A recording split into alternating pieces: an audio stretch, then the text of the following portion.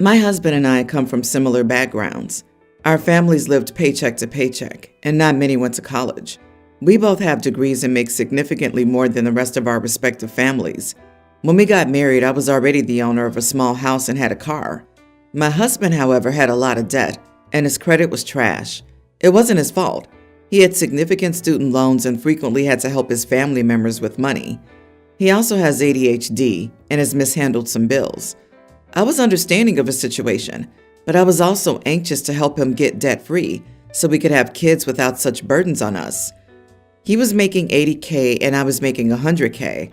He moved in with me and we split expenses, 50-50, except that he didn't have to pay any rent. I fully covered the mortgage and home insurance since he's not on the deed, and I also paid extra into his debt so he could pay it off early. His car loan is in my name and I also cover half of that. I do IT technical support, and I got the opportunity to take a job that required 50% travel, but paid a lot more. Together, we decided that I'd do this job for a few years to shore up our savings significantly and pay off a good portion of the debt. I did this job for a little over 2 years until I got pregnant, and then I took a lower paying job, $120K now, that doesn't require travel. The travel job paid more, but it was so hard on me. I traveled to the back ends of small towns where the big warehouses and data centers are located, and the job was physically demanding, pulling cables, moving equipment, and working in very cold conditions. I was miserable in this job and ended up with some back problems, but it was a sacrifice for our family. When I was 8 months pregnant, my husband asked for a paternity test. It came out of nowhere, and I asked him if he didn't trust me. He said he did, but because I traveled so much, he just needed some assurance for his peace of mind. He said his family and friends have asked him how he could be so sure of this pregnancy when I've been out of home for so many nights. It really broke my heart that I did so much for this man and didn't try to protect my assets or my money, and he treats me like this. I got very hormonal and cried about it, so he stopped pressuring me then. Now our son's a toddler and he's back at it again. He's put his foot down that I need to have the paternity test done, and he won't sign the birth certificate otherwise. I told him his name's already on it because we're married, and I did the paperwork before they discharged us at the hospital. He didn't realize that would be the case and is furious with me, thinking that I tricked him. So here I am, stuck married to a man who not only doesn't love me or trust me, but is also an idiot. His family's calling me and pressuring me to let him do the test. My family's offended on my behalf, but some mutual friends are saying a test is not a big deal. But it's a slap in the face after all I've done for him. Am I wrong for how I'm feeling? How about you tell him that you'll get the paternity test, but in exchange, you want him to sign a postnup that protects your assets and finances, so he's not entitled to half in the event of a divorce. I fear that this isn't the end, that it'll only get worse. For example, he may get proof that he's the father, but he may not let go of the idea that you may have cheated while traveling, and he'll continue to baselessly accuse you. A colleague's daughter went through the same thing after her formerly loving husband started following red pill YouTubers. He actually moved out of the house and said he wouldn't return until she had the test results. She asked him to come back and offered to do the test after the baby was born, as the pre-birth test was just over $1K and not covered by insurance. He refused to come home and said he wouldn't be present for the birth. She had the test done, paid on his personal credit card, and told him to come home and she had the results. He came home to find the results on the kitchen table, stapled to the divorce papers. Ironically, he was correct about one thing. He was not present at the birth despite coming to the hospital and making a scene. And yes, he was the baby's father. My friend said he broke down at the divorce hearing and cried like a baby. Not the idiot. And frankly, you're asking the wrong question. You should be asking why you're still with this manipulative leech. He's been successfully taking advantage of you and is now claiming you cheated. Please see a lawyer and a therapist and figure out how to best move forward. This is just terrible. I don't understand why you're not outraged like your family. My fiance and I, both in our 20s, are getting married in a month. There's a dispute with my dad now, and he claims I'm being unfair, but I wanted to get some thoughts on it. So Dad decided he would give a speech at the wedding without saying anything first.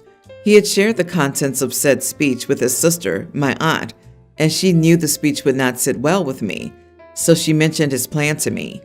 So in this speech he already wrote, he talks a lot about how his wife is the love of his life, how amazing she is, etc. It's very similar to his speech at their vow renewal 10 years ago. He hasn't shied away from expressing to me that he never loved anyone like he loves his wife, and how all his past relationships pale in comparison. And that includes my mom, who was his first wife, who left him a widower with an 8-year-old son at the time. To make it even more difficult to hear, the vow renewal was held on my 18th birthday, and I got to celebrate my birthday by hearing Dad talk about how Mom meant nothing because the second wife was so much better. They were married 8 years at the time, but a lot of family and friends didn't attend their actual wedding, and they decided they'd basically have a second one to celebrate, and they decided my birthday was the perfect time to do this. Anyway, the speech he wrote for my wedding had a lot of this content from what my aunt heard from my dad and read herself. She knew on my wedding day the last thing I needed to hear was how much he adores his wife when he does so in a way that basically said my mom meant nothing to him. I told him I knew about the speech and he didn't have permission to give the speech at my wedding. Dad asked why not, and I told him I didn't want him to use my wedding to praise his wife. He said she means the world to us, so why would I say that? I told him she meant the world to him, but she pales compared to my mom, who meant the world to me and still does. I told him he might have decided Mom meant nothing, but that didn't mean I shared his feelings. He accused me of being sensitive, and then said it seemed like I didn't care about his wife at all, and then said she was a good mom to me for the 8 years she raised me. I told him she was never anything more than his wife. My mom died when I was 8, and I didn't get a new one. And the last thing I need to hear is how little she meant on my wedding day. Dad told me to be reasonable, and the bride and groom's parents typically say something. I told him nothing he had to say had a place at my wedding, that this is mine and my fiance's wedding, not his. I told him to get married again if he only wanted to praise his wife, but it wasn't happening at mine. He told me to stop acting like a little boy and grow up. I left. Then his wife called crying about the fight Dad and I had. This led to Dad calling me again and telling me to grow up again. Am I the idiot? Not the idiot. It's your wedding. Your father's insensitive here and acting like a little boy. Even if he had good intentions when he wrote the speech, your talk with him should have made it clear that it would be inappropriate to say those things at your wedding. He needs to swallow his pride and accept that on your wedding day, everything should be focused on elevating you and your fiancé, not his wife, and certainly not on downplaying the importance of your mother. I talked to his wife and explained the situation. I'd be mortified if I were her and tell him not to mention me at all. But if she's narcissistic, which would account for the dad's irrational need to praise her, she'll think you have the problem. And if that's the case, then you're right to enforce no speech. She knows. She was crying on the phone at me. She's upset that I wasn't willing to let my dad make the speech about her and how amazing she is. She's mostly upset that I didn't want her praises sung, and probably also that I was so clear with Dad that I didn't love her like he did. Then she's definitely the narcissist, on the more extreme end of the spectrum, and has your dad in her spell. Dad is someone that needs to stay home. His speech is inappropriate, hurtful, disrespectful, and insensitive. If that doesn't make him enough of an idiot, he put it on you and wifey called to cry, securing their positions as king and queen idiot. They deserve a text uninviting them. They didn't have good intentions. They wanted to use your wedding not to celebrate your relationship, but their own. Again, in their minds, it's all about them. For the love, this is your day. If they can't accept that, then they don't need to be there. I, 43 male, have 2 kids, both tween females with my wife, 42. So since it's summer, we've been going on a boat we own for the past few weeks. And last time, we offered to take my wife's sister's kids with us, and that was a complete mess. First, sister-in-law didn't inform me her kids, a tween female and a younger male, are pretty seasick, and they threw up on my back. But that was the least of the problems. They kept trying to jump into the water for some reason, completely ignored water skiing instructions, which I explained 6 to 8 times, and almost pushed my daughters off the boat while we were moving as a joke. When we got back, my sister-in-law lectured me about how I could let her kids get seasick, which, remember, I wasn't aware of. Lucky for them, my wife carries those white pill things. Then the kids complained I didn't let them do anything. This is untrue, because they gave water skiing a try, and they hated it, so then they did tubing, which they liked. That resulted in another telling off from my sister-in-law. I'm planning on going again this weekend.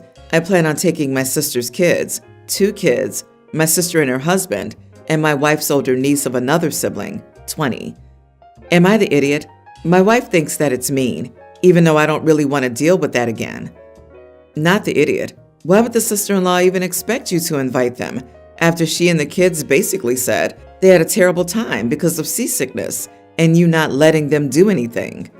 If for some irrational reason she's hurt by this, you honestly say you didn't think the kids would want to go again because of the reasons above. I think sister-in-law sees it as free babysitting and free time for her. She's trying to bully OP into taking the kids along and letting them do whatever they want. Take them and make sure they have a good time this time. Somehow, trying to avoid seasickness is just plain odd, though. What a control freak to try to speak to the manager of motion sickness. Trying to push anyone off a moving boat earns a permaban all on its own. OP needs to stick to the narrative. This is a safety issue. Anyone that doesn't follow safety rules cannot be on the boat. It's easy for the other parties involved to drag the argument into other areas, like whether OP is mean, whether he's unfair, etc., that they can push back against. But none of that matters. Not following boat safety rules can lead to injury or death. So people who don't obey boat safety rules aren't allowed on the boat, period. I-29 female recently lost dad to a terminal tumor. Dad lived abroad with stepmom Jenny and our sister's teens. Bro 27 flew out when he could, and I worked overtime to see him. I worked 7 days a week to pay for my simple wedding so Dad could come. 4 weeks before the wedding, Dad said he couldn't fly. Fiancé offers to drive several thousand miles to pick Dad up, but he's too ill. Bro filmed the wedding and I flew out after with the tape to see Dad. Bro spent his last Christmas with him. We flew out for his funeral and many times after to see Jenny and our stepsisters. We'd never got on with Jenny, but his cancer brought us together to realize what was important, or so I thought. Jenny was our stepmom since we were 10 and 8. She'd slag off Mom and be nasty to Bro. I'd defend Bro. Dad stayed away as they hated conflict. I disliked Jenny even when I left home. When she met my now husband, but then boyfriend of 6 months, she spent 2 hours telling him how awful I was. I couldn't say anything as in a foreign country with nowhere else to go. When Dad got ill, we supported and cared for him and each other until now. A company contacted me regarding Dad's will. Jenny told me he didn't have a will, and I never questioned her getting everything as they were married. I asked Jenny for a copy, but there was no response. Brother calls me confused and upset. He'd called Jenny to ask what was happening with the will and pension. They spoke nicely for 50 minutes, but when he asked, Jenny flipped and screeched, "Don't you dare try to make a claim. You will ruin this family. I'll have to get a job sooner." Jenny didn't work, understandably, when Dad was ill, but he died over a year ago, and she hasn't worked since. Our sisters are independent. They cook, walk to school, and have a key. She could work if she wanted to, and she did work full-time before Dad was ill. Jenny messages calling us greedy, saying how traumatic Dad's illness was for her and our sisters, as if it wasn't for us, and that if we took the money we were stealing as adult children, it's odd to think we're entitled to anything from Dad. I nearly cry when I see her message. Bro says this whole situation is odd and believes that Jenny's hiding our inheritance. Still haven't seen the will, so I don't know if we've been left anything. If Jenny had come to us and asked for our inheritance, if she was struggling, we would have helped. But all the lying, there's no will and you're not in it, and then not showing us the will makes me want to know what she's hiding. I found out that where Dad died, all children are legally entitled to a share of his estate, no matter what the will says. Am I the idiot if we claim what's ours in the will? Am I the idiot if we claim the share of Dad's estate for us and our sisters? I promised Dad as the eldest that I'd look after my siblings. Not the idiot. Definitely look into it. Also, consider claiming life insurance and pension benefits. Many of those are legally directed to the family, and that includes you and your siblings. Get yourself an attorney so they can start asking the questions and getting the lowdown. Given that a company called you and Jenny says that he doesn't have a will, I'd like to know if your dad named you and your brother as beneficiaries on his life insurance. If so, and if it's the same MetLife type of setup that my mother had when she passed, nobody else is going to get that money except the named beneficiaries. Jenny wouldn't be able to touch your part of it at all. Her chunk, if any, would be in a different account than yours, and your making a claim has nothing to do with her. Call the company back and see what's up. Hold up. For starters, what kind of company is calling you about the will? Is it a creditor or debt collector? In that regard, you really do need to get this estate issue legally resolved, not just for the sake of your claim, but to see if there are creditors that may vie for the part of the estate as well. If he had a will and left something to you, you should have it. Sounds like Jenny just wants to be a freeloader. I've recently learned that my 30 female husband, 29, has been having an affair for 2.5 months with a girl from work. I found a stream of messages and 2 or 3 illicit images in his archived WhatsApp messages, but from reading the messages, I also learned they had intimacy twice in this 2.5-month period. She left the job last week. She left before she failed her probation period, LOL. I'm dealing with my husband and our relationship. His behavior is unexcusable, and we're exploring whether I can move forward in our marriage. I'm not looking for advice on this part. However, would I be the idiot if I contacted her boyfriend to tell him what I found? If the shoe was on the other foot, I'd want to know, but I don't know if I'm overstepping. I want no contact whatsoever with this girl. I will not give her a warning of what I plan to do. She doesn't deserve it. My husband has said it's ultimately my decision. He's neither encouraged nor discouraged me to do this. Not the idiot. As the wrong partner, it's okay for you to tell the other wronged partner if you want to. You have more of a right to do so than a bystander would. Most of us would appreciate the heads up. That doesn't mean he'll be grateful to you per se, but especially as they aren't married yet, it would be very valuable information for his future. I found out my wife was cheating just less than a year into our marriage, and I was humiliated knowing that our mutual people knew and no one said a word. There was no excuse, and not once did I feel gratitude and think, yeah, I appreciate you wanting to spare my feelings. Nah, tell him. As for husband, do what you need to, but remember this. You deserve to be respected, loved, valued, and appreciated. Believe it. OP, leave him. If it was that easy for him to find a side chick once, he'll do it again. My parents were married when I was born, just not to each other. Sorry, you didn't ask for advice, but I'm the side effect of a side piece, an extramarital affair. I'm happy to be alive, but darn, would have been so much easier if my father had just been a decent man. He wasn't, and poof, here I am.